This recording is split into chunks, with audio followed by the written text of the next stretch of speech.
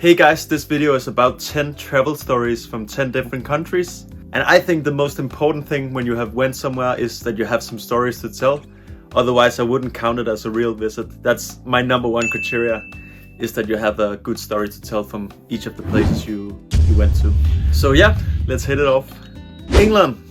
I've been to England multiple times, and my last visit was actually in the pandemic, and I went around to make my video which country you like, which country you don't like. And I met Tom Byrne from The Crown, an upcoming actor. He is getting more and more famous. And right before I was going to interview him, I had a crazy cough attack, and him and his actor friend, they were like looking at each other, what's going on? But in the end, they ended up doing the interview, and I was really happy, even though I was kind of embarrassed by myself. Crazy cough during Corona times, but he was a nice lad, so. 2. Guinea.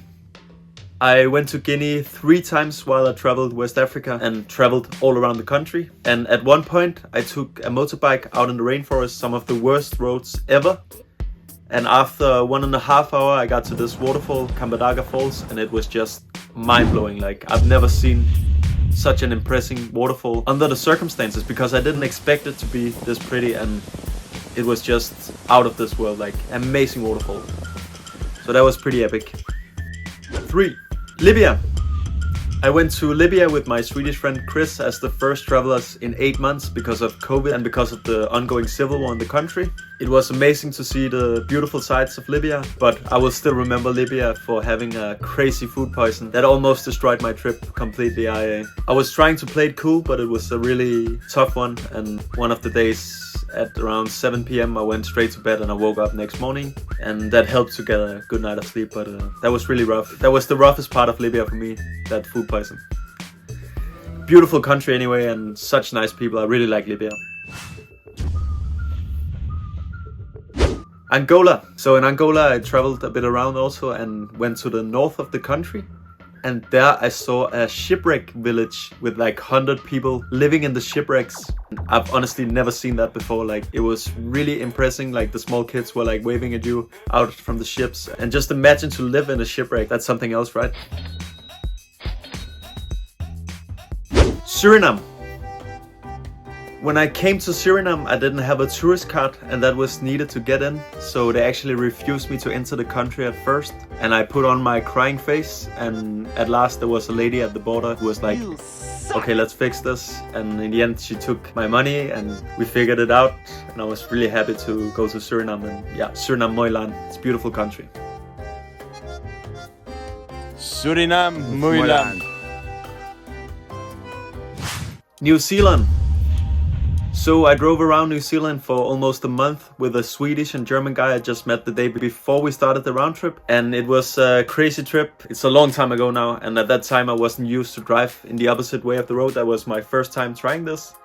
And I just remember we came out in this big roundabout in Auckland in the beginning, and I was like, oh no, this is not good. And I almost drove in the opposite direction, but it's an amazing country to road trip through. And yeah, it was something I really remember, that trip, because it's a remarkable place, New Zealand.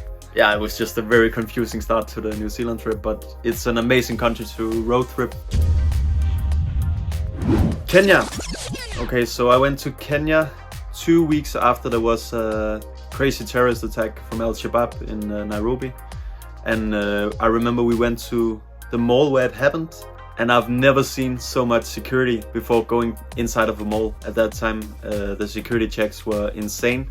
And it makes sense, because 2 weeks before, Al-Shabaab went inside of the shopping center and killed a lot of innocent people. I remember that from Kenya. That was pretty intense. And still napenda Kenya. It's a beautiful country, of course. China. So what I really remember China for was that I lost my passport in the country after returning from North Korea. And that's something you don't want to try in China, because it's almost impossible to find a way out when you lose your passport. It's probably one of the worst countries for this to happen. So I went to like 20 different police stations and I couldn't get help from anyone. And even my embassy was unable to help me at that time. So I remember at last there was like a police group who took me in the car, and then it stopped right in the center of Beijing. And I went out of the car with these 3 police officers on the side, and I remember people were just looking at me like a badass criminal. kind of hilarious, but I was just trying to find a solution with my passport in reality. So yeah, great story though. Iraq. So I went to Iraqi Kurdistan in the north of Iraq, and that's also the country where I did my first travel speech for around 40 people. They were so friendly, so curious, and they just wanted to learn from my travels. Because Iraq has one of the worst passports in the world, it's almost impossible for them to travel to a lot of countries. So I will always remember Iraq for that. South Korea. When I think of South Korea, I think of the temples, and I think of the Korean barbecue I had there, which was amazing, like some of the best food I ever had. And I also remember when we were in that restaurant, I was looking at some of the small Korean girls, like weighing maybe 60 kilograms, a lot less than me. And they could eat like crazy. It's one of the only times where I've seen girls eat more than me. Normally it's impossible. But in South Korea, I must say I was really impressed with how much the ladies could eat. Kind of shocking, but anyway, it was really good food, so it makes sense. That was it. I hope you guys enjoyed some of my travel stories. And of course, remember to subscribe to Gus on the Go. See you guys.